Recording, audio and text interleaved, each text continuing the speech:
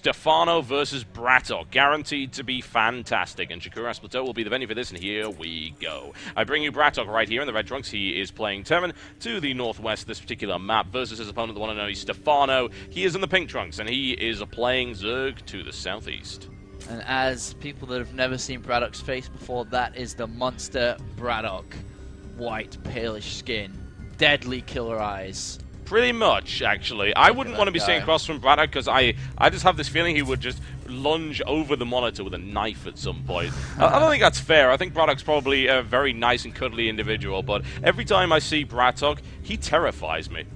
I think he terrifies everybody, and Stephano is only like a 17-year-old kid, so let's see if pressure gets to him. Let's see, yeah. Across from Stephano, sitting across from BratOK. But the thing is, Stephano is like the strongest Zerg versus Terran in Europe it's right now by far. ridiculously good how good he is at that. I've never seen anyone execute it that well in Europe. He's really good. So BratOK's going to have a real fight on his hands. BratOK's always been a very high-profile Terran player in Europe. He's a very popular Terran player in Europe. He does win a lot of tournaments. He wins a lot of show matches and things like that. But can he handle it? I'm looking at like a tournament that Stephano played recently in the Gigabyte number 6 tournament. Oh, yes. 2-0 Cass, 3-0 Goody. Looking at another tournament that he played in, 3-0 Nama. He just doesn't lose versus Terran plays. He's absolutely incredible. And he is so strong, macro-orientated style. He loves board banelings, catches so many players off guard because he knows these players are not building Ravens. They're not going to waste scans consistently, so going to build some board banelings. Yep. You are absolutely obsessed with Ravens. I'm sorry, you are. Every single time in the Sharpcraft Invitation, someday they're going to learn that Ravens are really good against Zerg, and on that day, the metagame will shift. And it will, man. You're like the prophet of esports, Apollo. We'll see. We'll see if I can stay true to that. But now we do have Stephano going for 15 hatchery here and 15 spawning pool, followed by 15 gas. So 15, 15, 15. Super standard is going for a very macro-orientated style. Meanwhile, getting that gas to be safe versus any Hellion openings, which are pretty standard recently. Yeah. We haven't seen as many Hellions as I would have expected in our casted matches. That is not to say that they have not been deployed outside of it when they thought we weren't looking. So, whoa, quick pause right here. And we can talk about Hellions if you like. Hellions are cool. Hellions are pretty cool. Yeah, apparently there's some issues going on right there. So, yes, let me tell you about how cool Hellions are as we get sorted out right here.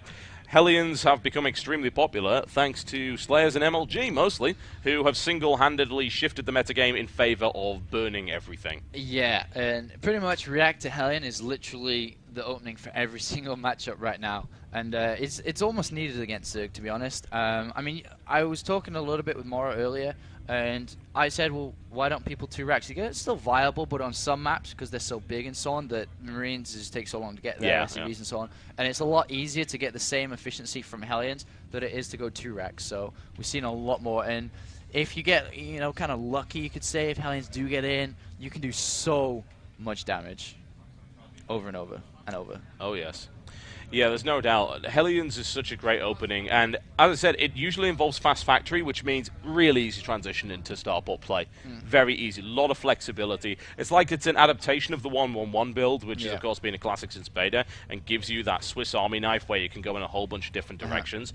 Whereas the 2-racks opening, it's a little bit one-dimensional, and it's been done for so long that it's been defended for so long as well. So it's less cool, I think, at the moment. This is the cool. Well, it is. It's less cool. It's old and tired. Nobody cares about 2-racks anymore. I mean, really. When was the last time you heard anyone talking about 2-racks build? Oh, that's amazing 2-racks build. I'm pretty sure we're going to see Nada do a 2-racks today. Well, Korean style, isn't it? The thing I think about 2-racks in Korea is that it's just done like no other 2-racks play is. So it's easy to get excited about a Korean 2-racks, perhaps not so much a foreigner 2-racks. And for people that are looking at in the screen now, you see Imba BratOK. That's actually his new team. He joined recently along with Strelk. Imba FX Open. Oh, yes. He left his previous team. And it looks like this game is ready to go. And obviously we see the factory, surprise, surprise, come down here. And I wouldn't be surprised if that does follow up by a reactor. It's completely standard. He's going to have the gas right about now. And there is no reactor yet, so that is interesting. That's the thing with BratOK, is that he does his own thing a lot of the time. He's not really in the spotlight very often either, and he's like the training underground fight club kind of Terran guy who just comes And it's always been the same in StarCraft 1 as well. And actually, he's been forced to pull a few drones off here, Stephano, but it should be okay. But as I was saying, BratOK is this guy that just doesn't...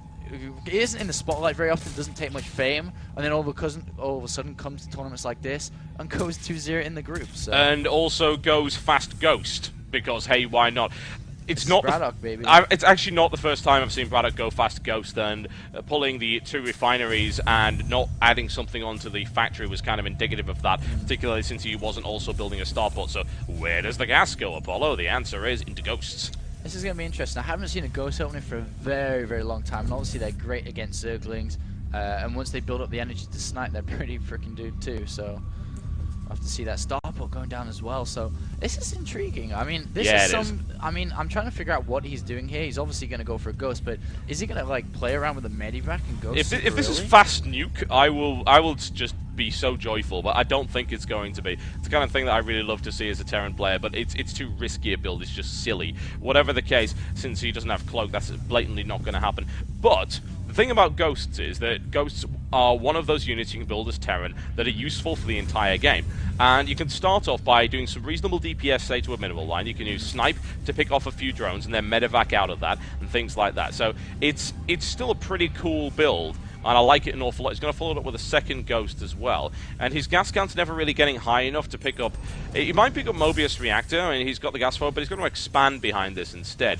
And he can't get personal cloaking either, but he could very shortly. So let's see what he does. It's really a nuke. Cool. It's a nuke. Really cool. I can't That's believe brilliant. I love it. So we're going to see a nuke pretty soon, and that's I don't know how much damage he's going to do though, because you know nukes are most efficient when players are multitasking in many different areas. They can't find the little red dot. But this is a lot more easily concentrated. He's going to obviously force Stephano to pull a lot of drones off and so on.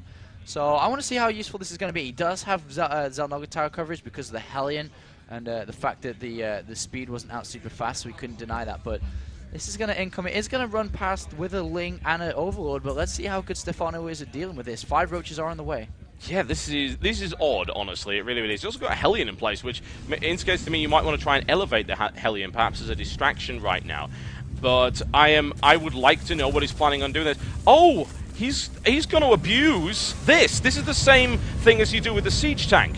He's abusing the fact that early game, Zerg can't actually do damage to this, and he's now distracting with the other ghost, so that this is going to end up landing on the mineral line. Unfortunately, there's nothing there, but it's kind of neat nonetheless.